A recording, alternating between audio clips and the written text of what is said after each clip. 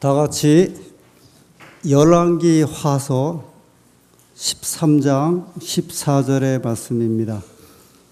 열왕기하 13장 14절입니다.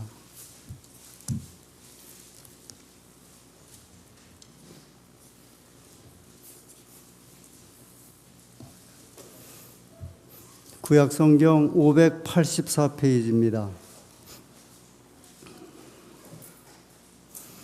엘리사가 죽을 병이 들매 이스라엘 왕 요아스가 저에게로 내려가서 그 얼굴에 눈물을 흘리며 가로되 내 아버지여 내 아버지여 이스라엘의 병거와 마병이여 하매.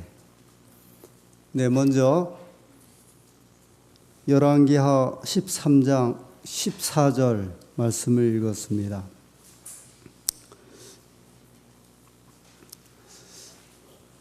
오늘은 우리가 열왕기서에 있는 말씀을 시작한 지 약 6개월이 되는 날입니다. 22번째 말씀을 진행하고 있는데 오늘 말씀의 제목은 한 나라가 마지막에 이를 때, 이런 내용입니다. 여러분, 사실은 제목이긴 하지만 한 나라가 멸망한다는 이 기별은 우리에게 주는 영적인 또는 이 국가적인 의미가 새로운 그런 기별이라고 생각이 듭니다. 이스라엘 민족이 북방 이스라엘과 남방 유다로 나눠진 이후에 거의 시간이 이제 200여 년에 가까운 시간들이 흐르고 있었습니다. 죄악의 잔은 넘쳤고 엘리사 선지자가 하나님의 기별을 통하여 이 백성들에게 하나님께로 돌아갈 수 있는 기회를 호소했지만 이제 거의 허사로 맞춰지는 그러한 때가 되었습니다. 엘리사는 50여 년의 봉사를 통하여 그도 결국은 세월의 무게를 이기지 못하고 이제 노쇠한 종이 되었습니다. 마침내 침상에서 그의 임종이 가까우는 이런 시간이 되었습니다. 이 소식을 듣고 요아스 왕이, 당시에 이스라엘의 왕이었던 요아스 왕이 엘리사를 찾아왔습니다. 그리고 우리가 읽은 이 말씀대로 이 요아스 왕이 엘리사에게 이야기를 합니다. 내 아버지여 내 아버지여 이스라엘의 병거와 마병이여, 이렇게 이야기를 합니다. 이 요아스 왕은 이 성경에 소개하기를 우상을 숭배하는 아주 젊은 왕이었습니다. 사실 북방 이스라엘에 내세울 만한 왕은 한 사람도 없었습니다. 이 20명의 왕이 이 북방 이스라엘을 통치했지만 한 왕도 자신 있게 내세울 왕이 없었습니다. 여기 요아스 왕도 이 엘리사를 만나서 임종을 앞둔 엘리사에게 그는 흐느껴 울기 시작을 합니다. 내 아버지, 내 아버지. 사실 이 성경에 보면 요아스 왕은 엘리사 선지자를 좋아하지 않았습니다. 왜냐하면 엘리사가 늘 바른 소리를 했기 때문에 그 소리를 귀담아 듣지를 않았습니다. 그래서 앞에 왕들이 그랬던 것처럼 그도 역시 엘리사의 기별을 듣기를 소원하지 않았고 또 하나님 보시기에 악한 왕으로 살았습니다. 이 선지자가 살아있을 동안에 그를 무시했고 심지어 공격까지 하였습니다. 그런 그가 왜 엘리사 선지자가 임종에 가까웠을 때, 이제 죽음의 목전에 이르렀을 때 그의 말을 거절했고 듣지도 않았고 자기 마음대로 했던 그가 탄식스러운 음성을 바라면서 내 아버지요 내 아버지요 그러면서 말하기를 이스라엘의 병거와 마병이요. 이 아버지라는 말은 일종의 이 엘리사 선자를 가리켜 이 국부 취급을 하고 있는 겁니다. 나라의 아버지. 이 성경 열왕기하에 보면 이 요아스 왕뿐만이 아니라 다른 왕들도 이 엘리스를 부를 때 아버지라고 이렇게 불렀습니다. 내 아버지요, 내 아버지요. 왜 엘리사 선자가 사람임에도 불구하고 여기에 이 병거와 마병이라고 이렇게 칭할까? 내 아버지요, 내 아버지요, 이스라엘의 병거와 마병이요. 엘리사는 사람이거든요. 근데 사람에게 가르쳐서 이 요아스가 말하기를 이스라엘의 병거와 마병이 이렇게 이야기를 합니다. 이 말은 이 엘리사 선자가 가지고 있는 소위 그의 그 아우라라고 좀 볼 수가 있습니다. 그의 뒤에 가지고 있는 어떤 능력이라고 그렇게 이야기를 할 수가 있습니다. 제가 오늘 아침 이 신문을 이렇게 받아보고 김정은 자기 이름 걸고 미국 초강경 위협. 그래서 여기 보면 미국의 대통령 트럼프가 있고 그 다음에 김정은이가 여기 있습니다. 근데 김정은이가 왜 이럴까요? 아주 간단하죠. 핵폭탄 하나 때문에. 그러니까 김정은 그러면 사람들이 뭘 생각하냐면 핵폭탄 하나 생각을 하죠. 트럼프 그러면 세계 군사 전력의 40%를 차지하고 있는 미국의 아주 초강력한 무기들. 근데 사실 이 트럼프나 그 다음에 김정은이는 그냥 살덩어리, 몸덩어리거든요, 사실은. 그렇지 않습니까? 하루에 3끼 밥을 먹는 사람들이고 8시간 잠을 자야 버티는 사람들이거든요. 인간적인 면을 볼 때는 아무것도 아닌 사람들이에요. 근데 이들은 그 뒤에 무엇이냐면 국가 권력이 있고 이제 핵폭탄이 있고 그래서 자기의 이야기를 말할 수 있는 거죠. 여러분 엘리사를 왜 이스라엘의 왕이 사실 병거와 마병은 누가 가지고 있는 거냐면 왕이 가지고 있는 거거든요. 근데 그 병거와 마병을 가지고 있어야 할 이 왕이 선자에 불과한 엘리사를 가르쳐 말하기를 아버지요 아버지요 그러면서 아주 강력한 이야기를 덧붙이는데 이스라엘의 병거와 마병이요. 이 말은 무슨 말이냐면요. 이런 이야기예요. 엘리사가 아니면 이스라엘을 지켜줄 군대가 없다 그 말이에요. 근데 사실 이 말은 모순된 말이잖아요. 이스라엘의 군대와 병거는 왕이 가지고 있어야 되고 그 왕이 가지고 있는 병거와 군대를 가지고 이 국가를 대적해야 되는데 여기 죽어가는 임종을 앞둔 선자에게 이 젊은 왕이 울면서 말하기를 아버지 아버지. 이 말은 이스라엘의 아버지가 그런 말이에요. 국부님 나라의 아버지. 어떻게 지금 되고 있습니까? 이 요아스가 이런 말을 하게 된 좀 배경이 하나 있는데 원래 이스라엘에는 이 병거는 일종의 전차입니다. 그 당시에. 오늘날로 말하면 그 탱크예요. 오늘날 말하는 탱크의 기원이 지금 말하는 지금 병거거든요. 근데 이 나라에 2000대의 병거가 있었어요. 그런데 그만 이웃 군대하고 싸우고 그 다음에 전쟁하다가 이 백성들이 다 이 전차를 잃어버렸고 지금은 거의 남지 않는 이런 이제 아주 오합지졸의 군대가 되었습니다. 그 사실 엘리사가 50년 동안 선자직을 하면서 이 이스라엘의 역사를 보면 이스라엘을 지켜준 사람은 누구였냐면 엘리사예요. 그 열왕기하 6장에 보면 저 아람 군대가 저 이스라엘을 공격해갖고 성 안에 있던 백성들이 다 굶어 죽을 뻔했잖아요. 다 굶어 죽을 뻔했죠. 그때 그 문둥이들이 나가서 그 장면도 보았고 그때 그들을 살려줬던 사람은 누구였냐면 이스라엘 왕이 아니라 선자였거든요. 이 엘리사의 사한 게하시가 그가 이제 그 아람 군대가 막 쳐들어온 걸 보면서 엘리사에게 막 부르짖잖아요. 아버지 저 좀 바깥에 보세요. 저 아람 군대가 지금 아주 우리를 둘러싸고 있습니다. 그때에 이 게하시의 눈을 열어서 뭘 보여줬어요? 그 아람 군대를 둘러싸고 있는 하나님의 불병거를 보여주지 않았습니까? 이 불병거를 봐라. 요아스 왕은 더 이상 엘리사와 같은 선자가 없을 것을 알았습니다. 그래서 선자 때문에 울은 게 아니라요, 자기 몸과 자기 백성 때문에 지금 통곡하고 있는 거예요. 만약에 엘리사 선자가 돌아가시면 누가 우리를 지켜줍니까? 엘리야는 하늘로 올라갔고 우리 아버지 엘리사 선자가 돌아가시면 누가 우리를 지켜줍니까?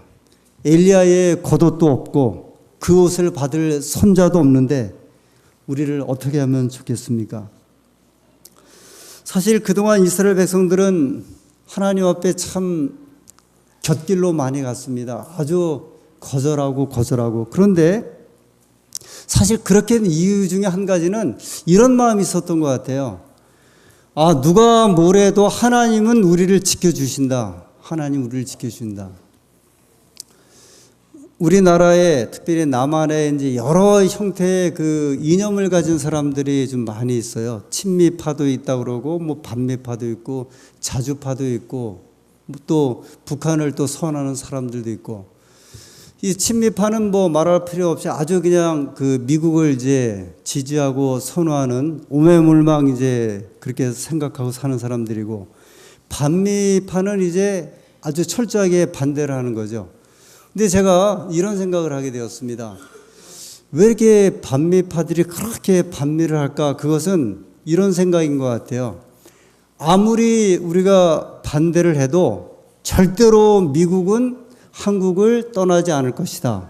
아주 전략적인 것 때문에. 그래서 아무리 반대를 하고 그렇게 욕을 해도 미국은 한국을 결코 떠나지 못해.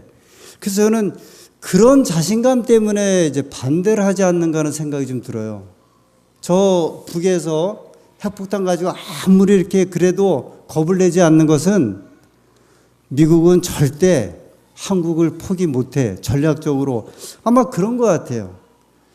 이 북방 이스라엘 민족이 왜 이렇게 하나님을 떠나서 계속 그렇게 했냐면, 우리는 이렇게 마음대로 해도 하나님은 결코 우리를 포기하지 않으실 거. 아마 그런 어떤 믿음인지 자신감 때문에 그랬는지 계속 하나님께서 선자를 보내주시고 민족을 이끌었지만 이 이스라엘 민족은 하나님 앞에 바르게 나아가지를 못했습니다. 결국은 열왕기하 13장 20절에 엘리사가 죽음에 장사하였더니 해가 바뀜에 모압 적당히 지경을 범한지라. 네, 결국은 엘리사 선자가 이제 생애를 마쳤습니다. 북방 이스라엘은 208년 동안 이제 나라가 유지됐습니다. 물론 엘리사가 죽고서 바로 나라가 무너진 것은 아니었는데 208년 동안에 20명의 왕들이 있었습니다. 20명의 왕들이 있었는데 그 중에 7명은 쿠데타를 일으킨 왕들이었어요. 이 남방 유다에는 쿠데타로 왕이 된 왕이 거의 없었는데 북방 이스라엘은, 그러니까 남방 유다는 21명의 왕이 있었고 이제 약 한 344년, 이제 북방 이스라엘보다 한 150년 더 길었어요. 근데 왕의 숫자는 북방 이스라엘이나 남방 유다나 비슷했습니다. 남방 유다는 208년 동안 나라가 있었고 북방 이스라엘은 208년, 남방 유다는 344년이었는데 남방 유다가 150년이 더 길었어요. 그럼에도 불구하고 왕의 숫자는 비슷해요. 남방 유다는 21명, 북방 이스라엘은 20명. 그 이유는 뭐냐면 소위 반역이 많이 있었고, 그 다음에 이 쿠데타를 일으키면서 7명의 왕이 앞에 있던 선왕, 자기의 아버지라든지 형제의 왕을 갖다가 다 죽이고 이제 왕이 됐습니다. 그런데 이 대부분의 왕들은 다 우상 숭배자였고 하나님 앞에 바르게 이 통치를 하지 못했습니다. 결국은 엘리사도 이제 죽었고요. 북방 이스라엘도 열왕기하 17장에 이렇게 성경은 말씀을 하고 있습니다. 열왕기하 17장 22절.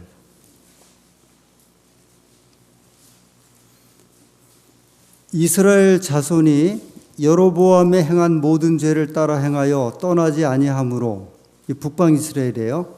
23절에 여호와께서 그종 모든 선지자로 하여신 말씀대로 심지어 이스라엘을 그 앞에서 제하신지라. 이스라엘이 고향에서 아수르에 사로잡혀 가서 오늘까지 미쳤더라. 여기 이 열왕기하 17장 22절 23절의 말씀은 북방 이스라엘이 아수르 군대에 의해서 이제 사로잡혀가고 침략을 받아서 이제 망했다는 이제 그 이야기예요. 아주 간단합니다. 아수르에 의해서 사로잡혀가서 오늘날까지 이르렀다, 그렇게 이야기를 합니다. 이제 저희가 이제 성경을 이렇게 연구하고 또 성경을 통하여 시대를 보는 백성들인데, 지난 안식일에는 성경에 나와 있는 엘리사 선지자하고 예수님의 표상적인 이렇게 관계를 말씀을 드렸죠. 저는 이 북방 이스라엘과 남방 유다를 보면서 자꾸 이 표상적 대한민국과 이스라엘 민족을 자꾸 이렇게 연관해서 이렇게 보곤 합니다. 약간 민족적으로 볼 때, 여러 정황이, 그 다음에 그 민족이 가지고 있는 특성이나 이런 것들이 여기 그 고대 북방 이스라엘과 남방 유다하고 그 다음에 현재 살고 있는 우리 대한민국하고 이렇게 좀 자꾸 연관을 짓게 돼요.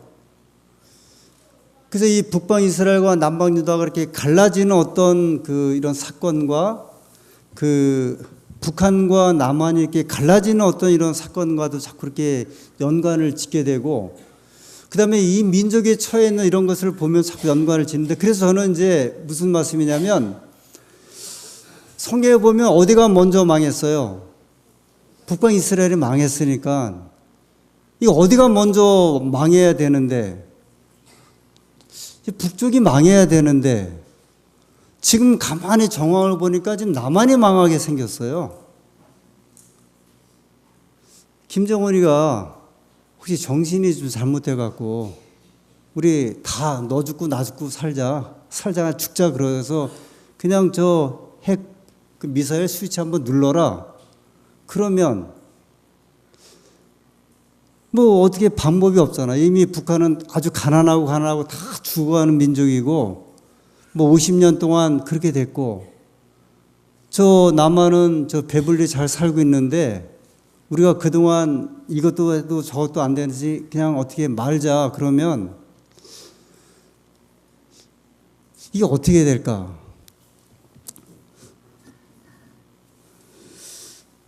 참 기가 막힌 현실이죠. 제가 어제 이 말씀을 놓고 좀 생각을 해봤습니다. 아니, 우리가 남한이 한 잘못이라고 아니면 뭐 이라고 하면 우리가 열심히 일한 죄밖에 없는데, 어차피 나라는 갈라졌고 그 다음에 이제 정체성은 다르게 되었고 정치적인 지형은 다르면서 북은 북대로 수령제 하에서 김일성 그 다음에 김정일 이렇게 내려오면서 옛날 고대 그 독재 그 왕권 국가로 살고, 너희들은 그렇게 살고 그냥 김일성을 신처럼 여기고 그냥 잘 먹고 잘 살고, 우리는 우리대로 자유민주주의 국가에서 열심히 그냥, 이게 보통 경쟁이 아니잖아요. 정말 피땀 어린 어떤 그 경쟁 사회 속에서 살아오면서 나라를 이뤘는데, 도대체 우리가 잘못한 게 도대체 무엇이길래 저렇게 그냥 40, 50년 동안 행패를 부리고 있을까? 그 생각이 이제 드는 거예요. 우리가 무엇을 잘못했길래 저 사람들이 40, 50년 동안 그 분노를 버리지 못하고 왜 이럴까? 도대체 우리가 무엇을 잘못했을까? 여러분, 이런 생각 좀 들지 않습니까? 도대체 무슨 잘못을 했길래 우리는 우리대로 먹고 살기 위해서 애를 쓰고 왔는데 왜 지금에 와서 저렇게 아주 분노를 일으키면서 이러고 있을까? 물론 이제 여러 가지 이제 이 정세적인 이제 그런 것들이 있죠.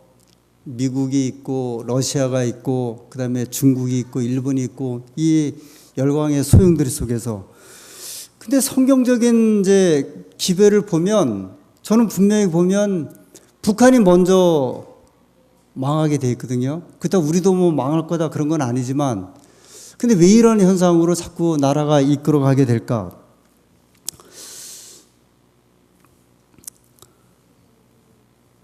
북방 이스라엘은 그렇다면 이제 왜 망했을까?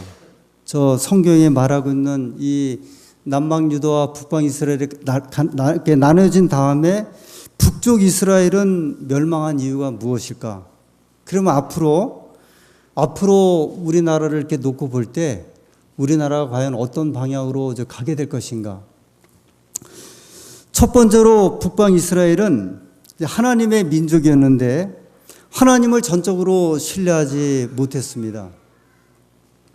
제가 이제 민족사적인 이런 면에서 보면 원래 복음이 시작된 곳은 북쪽이에요. 우리 대한민국도. 평양으로 복음이 들어왔고 평양에 부흥이 있었고 사실은 남한 쪽으로 복음이 내려오게 된 그 경과는 이 북쪽이 시작됐거든요. 그런데 이스라엘 민족이 북방 이스라엘 민족은 첫 번째 그들의 멸망한 이유는 하나님을 이제 전적으로 신뢰하지 못했죠. 이스라엘 민족이라는 게 무엇입니까? 이스라엘 민족이 왜 생겼어요? 하나님의 인도하심에 의해서 생겨났고 결국은 하나님을 의지하고 살아야 하는 민족이 이스라엘 민족이거든요. 그래서 하나님께서 갈대아 우르에서 아브라함을 부르셔갖고 가나안에 전착을 시켰고 그들이 이제 가뭄을 피해서 애굽으로 갔다가 400년이 지난 다음에 이제 다시 출애굽해서 이스라엘 땅에 들어오게 되었고 그 과정이 다 하나님의 이끄심이었거든요. 그러니까 하나님께서 나라를 세웠고 백성을 세우셨고 인도해 주셨어요. 그 이스라엘 민족은 전쟁도 누가 해야 되냐면 하나님이 해야 하는 전쟁이에요. 우리 한 말씀 볼까요? 여호수아 10장 42절입니다. 여호수아 10장 42절.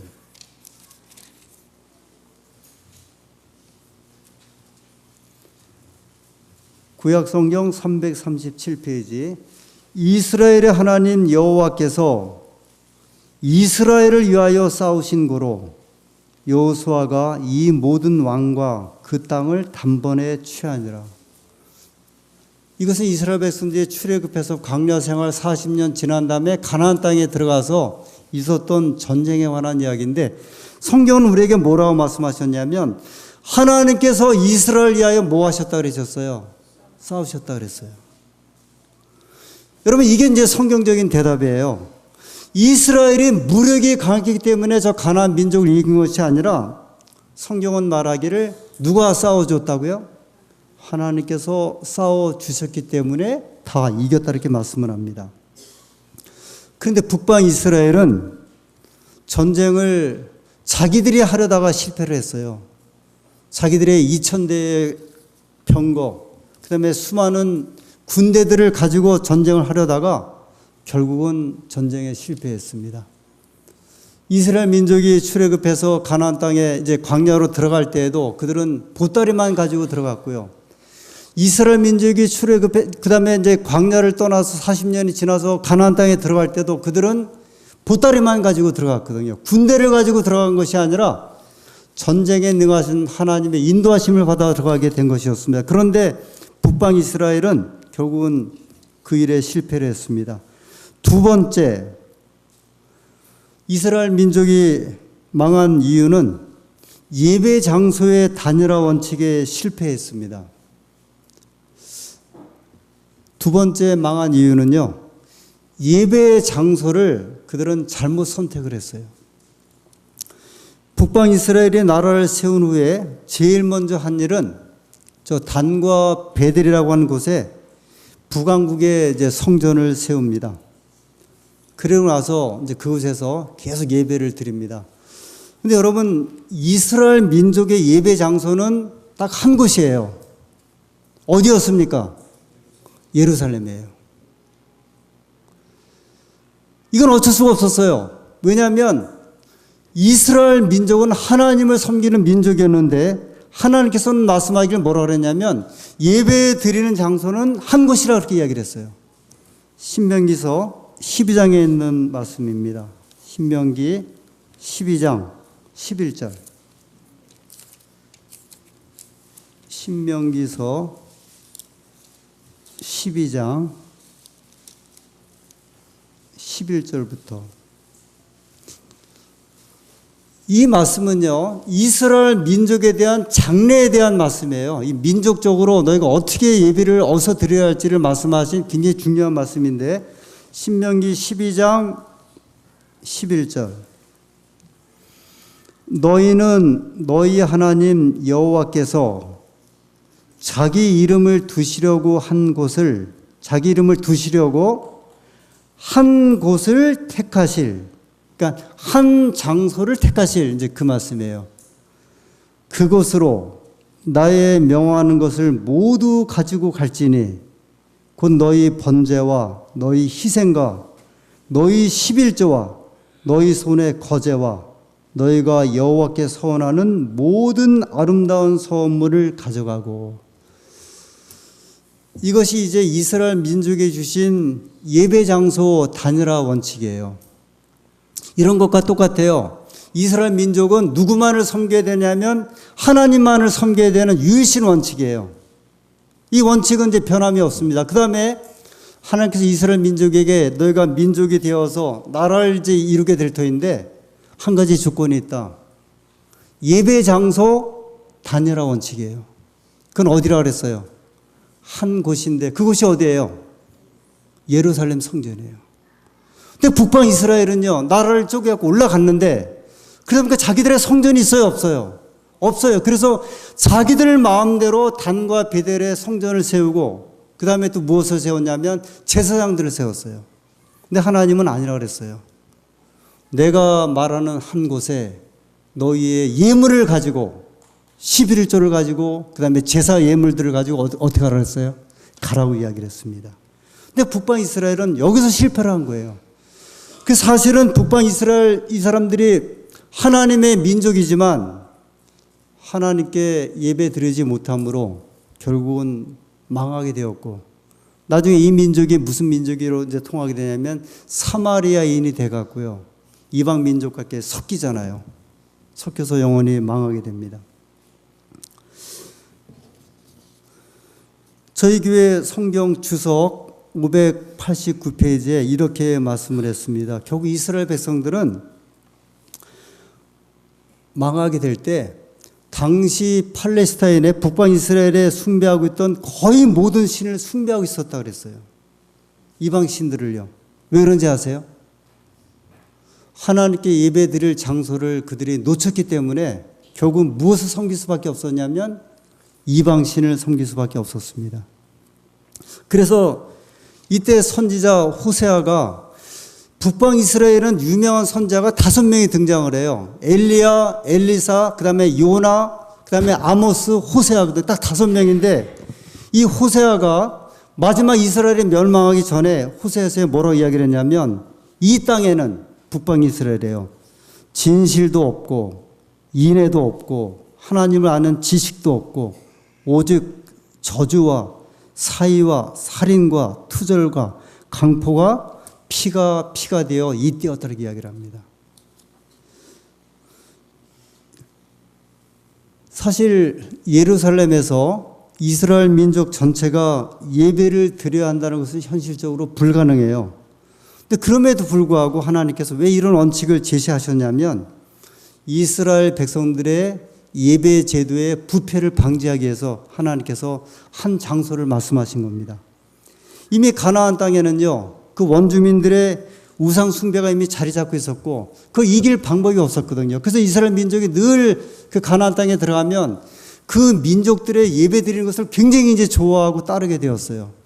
심지어는 저 가나안 예배 가운데 자기 자녀를 불로 이렇게 지나가게 해서 바치는 그런 제사가 있었어요. 근데 그것까지도 따라 했었거든요. 아니, 하나님의 제사에 자기 자녀를 산채로 제물로 드리는 제사가 어디 있어요? 근데 이스라엘 민족들은 그것까지도 좋은 방법이라 생각으로 따라가다가 결국은 멸망의 길로 접어들게 되었습니다. 저는 이스라엘 민족의 마지막 멸망의 장면을 보면서 이제 교회에 대한 생각을 좀 하게 되었습니다. 제7 안식일 예수 재림교회. 제가 오늘 주보에 여기 보면 10월달 이제 교회 일정표, 10월에 행사가 참 많습니다. 10월 8일에는 여선교회 친교 여행도 있고, 15일에는 저 인제 자작나무 숲에 산행 팀도 있고, 여기 구순 축하 예배도 있어요. 21일에. 22일에 보면 시어머니 힐링 학교도 있습니다. 그런데 이게 중요한 건 아니에요. 제가 이제 시어머니 힐링 학교를 한다고 하니까 여기에 못 가신 분들이 우리는 그럼 어떡하냐고 예비 시어머니 학교를 좀 만들어 달라. 근데 제가 이것을 하면서 서중원 앞에 프로그램에 보니까 친정어머니 교실도 있더라고요. 친정어머니 교실. 시어머니 학교는 아마 제가 유일한 것 같아요. 근데 이것을 만든 이유는 간단해요. 제가 힘 있을 때 교우님들과 함께 최대한 한번 움직여보자. 근데 중요한 것은요, 4번이에요. 다음 세대를 위한 준비위원회입니다. 10월 달의 행사는 지나가는 행사예요. 10월이면 지나가는데 4월 달의 행사는 무슨 행사냐면, 준비냐면 다음 세대를 위한 준비위원회예요. 제가 지난 안식일 직원에서 심사숙고해서 의논했어요. 앞으로 향후 10년 또는 길게는 안산교회가 이제 30년이 지났는데 앞으로 향후 30년을 어떻게 할 것인가? 앞으로 향후 30년을 어떻게 우리가 지도자를 키울 것인가? 우리가 여기에 다 나누지 못했지만 어떻게 인물을 키울 것인가? 향후 30년 동안에 이 교회를 이끌고 받들어갈 인물들을 우리가 향후 어떻게 만들 것인가? 이게 지금 중요한 거거든요. 향후 이 교회 젊은이들이 어떻게 성장을 해서 이 교회를 받들 것인지, 앞으로 이 교회에 어떤 안교 교사들을 만들어서 이 교사들이 10년, 20년 동안 이 교회를 지배하고, 이렇게 지도하고 말씀을 가르칠 것인지, 그게 이제 이 교회에 대한 생존에 대한 이야기거든요. 저는 북방 이스라엘은 이미 망했어요. 이 나라는요, 지금부터 2700년 전에 없어졌어요. 북방 이스라엘 민족은요, 지금까지 존재하지 않아요. 역사의 뒤안길로 사라졌습니다. 여러분, 교회도 제가 계속 강조하지만 우리가 한때 안산교회가 제가 과거 사업계획서에 보면 손님 안식일날 228명까지인가 모였더라고요. 거의 안식일마다 200명 가깝게 모였다는 이야기를 들었어요. 근데 지금 10년이 지나서 몇 명이에요? 들쑥날쑥 100명이에요. 이 교회가 과연 존재할까? 여러분, 이거 현실이에요. 제가 그냥 드리는 말씀이 아니에요. 33년 목회하면서 33년 또는 20년 전의 교회 현실들이 10여 년 지나면서 우리도 북방 이스라엘이 안 된다는 보장이 과연 있을까? 내 다음 세대가 과연 이 교회를 계속 받들고 있을까? 저는 솔직히 이런 말씀은 죄송하지만 잠을 잘 못 자요. 안산교회만 그런 것이 아니고요. 전체 재림교회, 한국의 재림교회가 이제 물질 문명 속에 깊이 들어가게 되었는데 과연 이 교회가 어떤 식으로 우리가 나가야 할 것인가? 이것은 역사를 통하여 배우는 교훈이에요. 저는 우리 교회에 하나님의 인애와 자비가 함께하기를 소원하고 협력과 헌신이 함께하기를 소원합니다. 내 신앙이 아니라요, 내 다음 세대가, 내 자식이, 내 후손이 과연 이 교회를 어떻게 섬길 수 있을지 굉장히 중요한 문제가 이 말씀을 통하여 보게 되는 것입니다. 그래서 하나님께서 우리에게 그 기별을 주신 거예요. 왜 하나님이 서기 2000년을 살아가는 저희들에게 과거 2700년 전의 이야기를 뭐하러 주셨겠어요?